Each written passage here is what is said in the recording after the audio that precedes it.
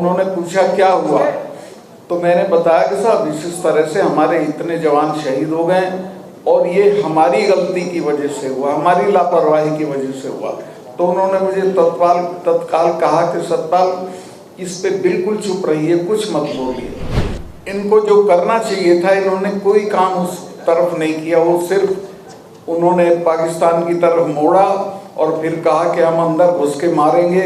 और वो पूरे चुनाव उनकी आप देखेंगे, प्रधानमंत्री की वो हैं क्लिप्स जिनमें वो कहते हैं कि वोट डालने जाओ तो पुलवामा के शहीदों को याद रखना।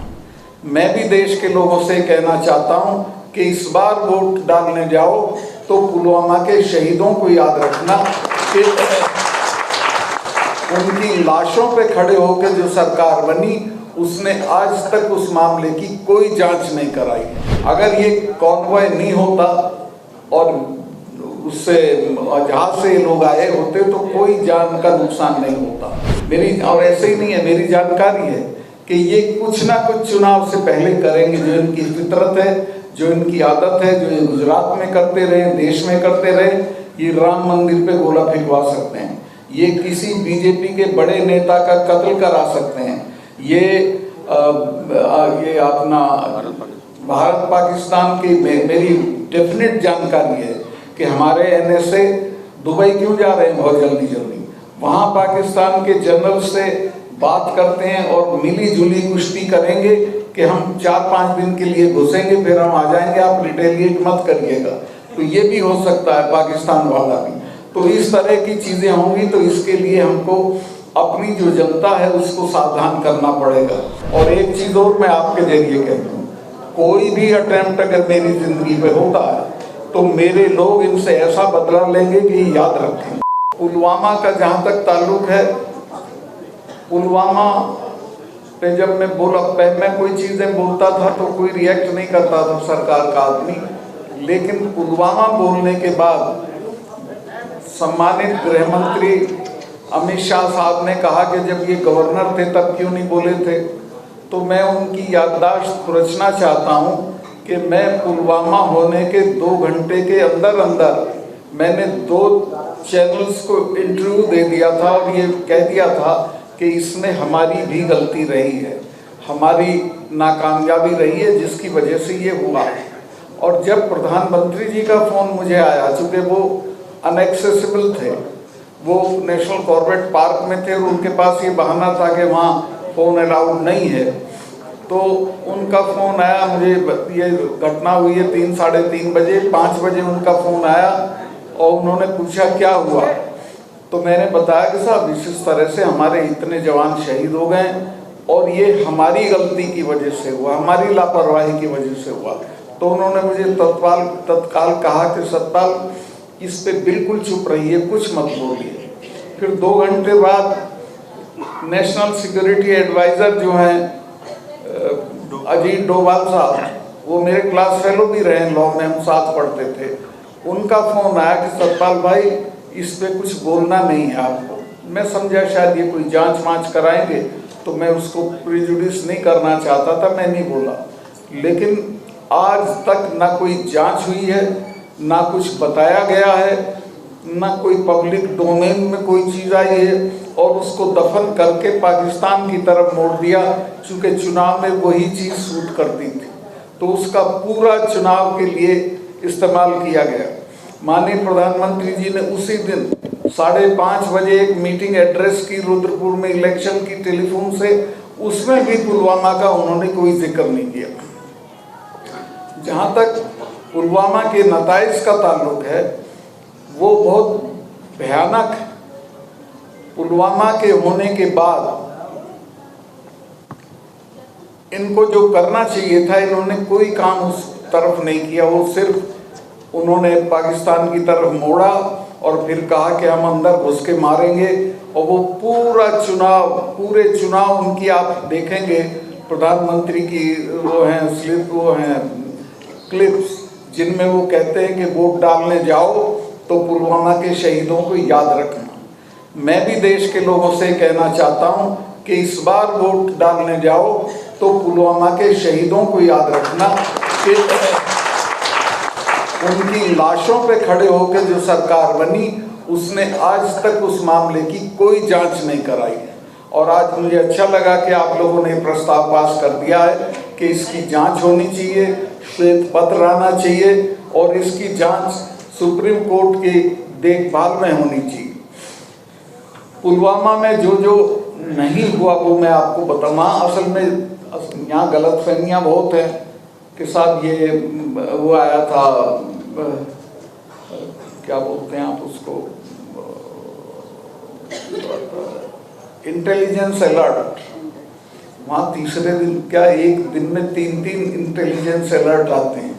मुझे तो हर रोज आता था कि आप यहाँ बैठ के चाय मत पिया करो, पाकिस्तान के शूटर आए हुए पहाड़ी पे आपको कोई मार देगा। मुझे तीसरे दिन जनरल्स 2-2 मिलने आते थे कि साहब आप सड़क से क्यों जाते हो एयरपोर्ट, आपको बम्प ऑफ करने के लिए पाकिस्तान ने आईडी एक्सपर्ट भेजे हुए हैं। खैर वो हमारे यहाँ एक सुविधा थी कि हेलीकॉप्टर जाता था, इसका अपना हमारा खुद का यहाँ से जो राजभवन था वहाँ से एयरपोर्ट तक मैं उससे चला जाता था, लेकिन सख्त हिदायत ये रहती थी। तो खैर मैं उसको मानता था, लेकिन इसकी जो जानकारी थी कि ये पुलवामा में ऐसा होगा वो मेरी जानकारी में नहीं था।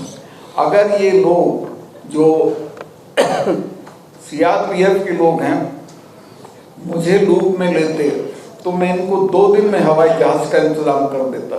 इनकी एप्लीकेशन 4 महीने तक पड़ी रही होम मिनिस्ट्री में कि साहब हमको इतना बड़ा कॉन्वॉय है वो नहीं जा सकता, अदरवाइज उसके लिए 5 जहाज चाहिए।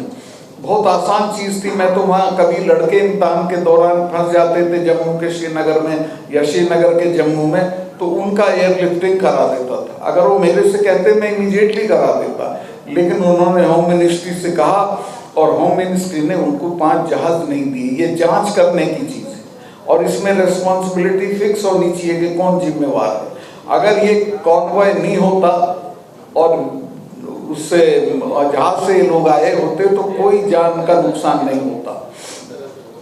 इसमें ये भी एक गलती हुई। मैं गया था उस जगह जहाँ विस्फोट हुआ था, उस एरिया में 10 किलोमीटर की दूरी पे दोनों तरफ 8-10 लिंक रोड मिलती हैं मेन हाईवे में, एक भी मैन नहीं थी, कहीं भी कोई जिप्सी नहीं खड़ी थी ट्रैफिक को रोकने के लिए कि भाई हमारा कॉन्वॉय जा रहा आप इसमें मत आइए। जबकि मैं हमारी जो फोर्सेज आती थी तो मैं श्योर करता था कि उस दिन कोई सिविल ट्रैफिक हाईवे पे नहीं जाएगा और उसका नतीजा ये था कि सेफली चले जाते थे। उस दिन कोई मैनिंग नहीं थी, कोई उसका क्या बोलेंगे सैनिटाइजेशन नहीं था सड़क का, और वो गाड़ी आई और बेफिक्री के साथ जाके उसने टक्कर मारी और शहादत हो गई हमारे जवानों की। और अब तक उसमें किसी भी आदमी को जिम्मेवार नहीं ठहराया गया, क्योंकि इतनी लैप्सेस हैं उसमें कि बहुत सारे लोगों के सर रोल होंगे, लेकिन अभी तक कुछ नहीं किया गया। मैं उनको माननीय गृह मंत्री जी को ये कहना चाहता हूँ कि उस वक्त के मेरे 2 बयान देख लें जो मैंने उसी वक्त पुलवामा होने के 2 घंटे के अंदर 2 इंटरव्यूज मैंने वहाँ एक चैनल को 2 चैनल को दिए थे कि ये हमारी गलती से हुआ है, इसमें हम जिम्मेवार हैं, हम उनको जहाज दे देते तो ये नहीं होता। लेकिन वो उसको एक्सेप्ट करेंगे तो दिक्कत होगी, कोई ना कोई जिम्मेवार ठहरा दिया जाएगा। तो ये देश की सिक्योरिटी के साथ इस स्तर पे खिलवाड़ हुआ और अभी भी हो रहा है। अभी पता नहीं कहाँ कहाँ क्या क्या होगा। मेरे बहुत सारे अंदेशे हैं मेरी, और ऐसे ही नहीं है, मेरी जानकारी है कि ये कुछ ना कुछ चुनाव से पहले करेंगे। जो इनकी फितरत है, जो इनकी आदत है, जो ये गुजरात में करते रहे, देश में करते रहे, ये राम मंदिर पे गोला फेंकवा सकते हैं, ये किसी बीजेपी के बड़े नेता का कत्ल करा सकते हैं, ये अपना भारत पाकिस्तान की मेरी डेफिनेट जानकारी है कि हमारे एनएसए दुबई क्यों जा रहे हैं बहुत जल्दी, वहाँ पाकिस्तान के जनरल से बात करते हैं और मिली जुली कुश्ती करेंगे कि हम 4-5 दिन के लिए घुसेंगे फिर हम आ जाएंगे, आप रिटेलिएट मत करिएगा। तो ये भी हो सकता है पाकिस्तान वाला भी। तो इस तरह की चीज़ें होंगी, तो इसके लिए हमको अपनी जो जनता है उसको सावधान करना पड़ेगा। ये सांप्रदायिक तनाव वाला तो मुझे अंदाजा था पहले से।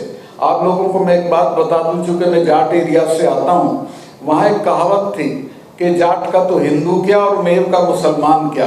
चूंकि जाट ट्रेडिशनल सेंस में हिंदू नहीं होता, पूजा पाठ वाला नहीं होता, वो आर्य समाजी होता है।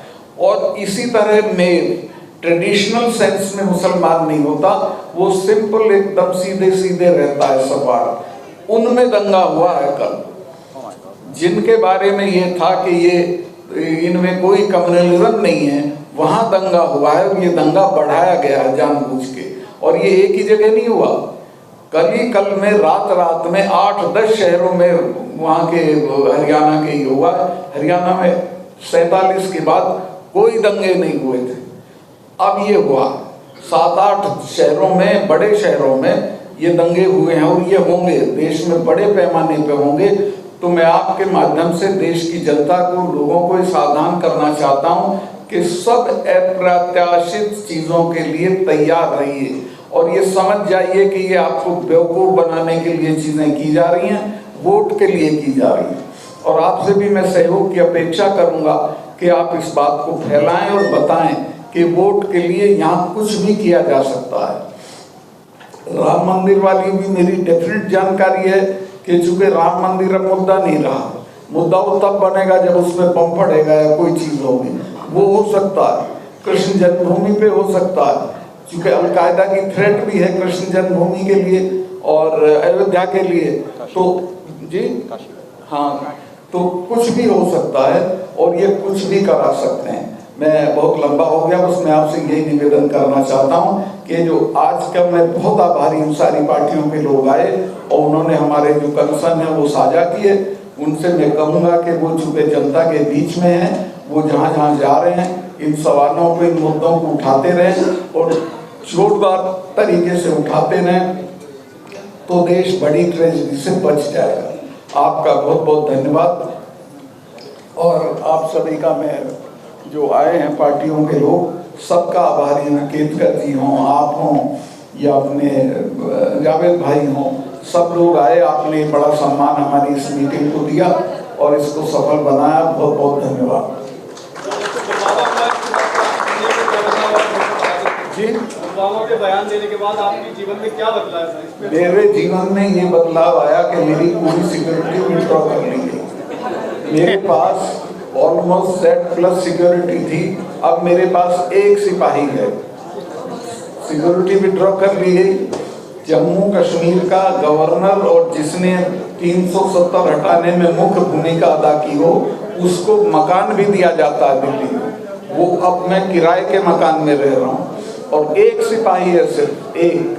24 घंटे में 2 सिपाही आते हैं और बस, इसके अलावा कोई सिक्योरिटी नहीं है। बाहर जाता हूँ तो कोई सिक्योरिटी नहीं होती है। ये बदलाव आए। लेकिन मैं चूँकि उन एरिया से आता हूँ जहाँ खौफ नाम की चीज़ नहीं होती है, मैं इनकी ना धमकियों से डरता हूँ, ना मुझे अपनी ज़िंदगी की कोई परवाह है। और एक चीज़ और मैं आपके जरिए कहता हूँ, कोई भी अटेम्प्ट अगर मेरी ज़िंदगी पे होता है तो मेरे लोग इनसे ऐसा बदला लेंगे कि याद रखें। क्योंकि रिटायर तो इनको भी होना है, उसके बाद ये भी नहीं बचेंगे, तो इनको सावधानी के साथ डील करना चाहिए। Thank you.